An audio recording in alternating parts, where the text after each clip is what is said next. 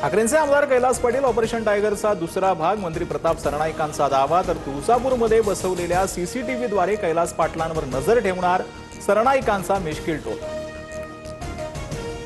शिवसेना शिंदेंचीच आणि राष्ट्रवादी ही अजित पवारांचीच 2024च्या विधानसभा निवडणुकीत लोक न्यायालयाचा निकाल सुप्रीम कोर्टही हाच निर्णय देईल, मुख्यमंत्री फडणवीसांकडून विश्वास व्यक्त।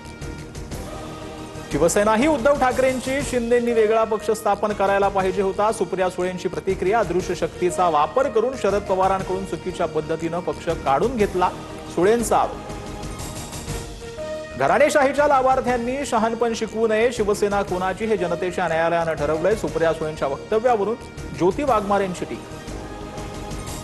पायाभूत सुविधांच्या अभावामुळे उद्योजकांचं स्थलांतर भूषणावह नाही, शरद पवारांची टीका। तर चाकणमधील बंद होणाऱ्या 76% कंपन्यांची नोंदणी झाली पण त्या सुरूच झाल्या नाहीत, 20 कंपन्यांच्या स्थलांतरावर फडणवीसांचं पवारांना उत्तर।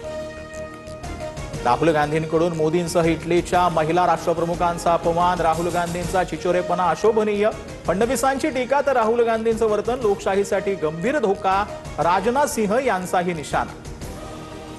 अमित शहा लायक नसलेले गृहमंत्री, शहा अधिवेशन काळात सभागृहाला सामोरं जायला घाबरले, काँग्रेसचे नेते पृथ्वीराज चव्हाणांची बोचरी टीका।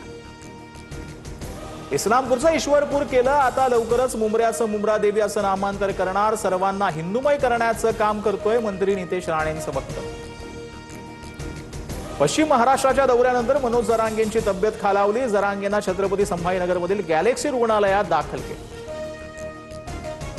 अभिजित दिपकेंची उद्यापासून स्कूल ठीक करो मोहीम, शाळांमध्ये सर्व सुविधा देण्याची मागणी, तर शाळांसंदर्भात सूचना आल्या तर स्वागतार्ह, दिपकेंच्या आंदोलनावर शालेय शिक्षण मंत्री दादा भुसेंची प्रतिक्रिया।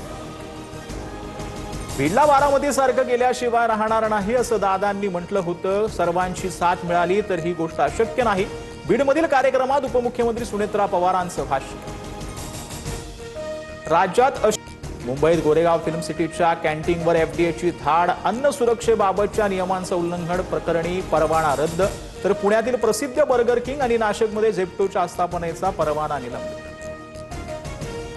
एफडीएची राज्यभरात क्विक कॉमर्स वेबसाईटवरती धडक कारवाई, 14 आस्थापनांचे परवाने निलंबित, 60 आस्थापनांना सुधारणा नोटीस, तर 4 हॉटेल्सचा परवाना निलंबित करत 49 हॉटेल्सला एफडीएकडून सुधारणा नोटीस।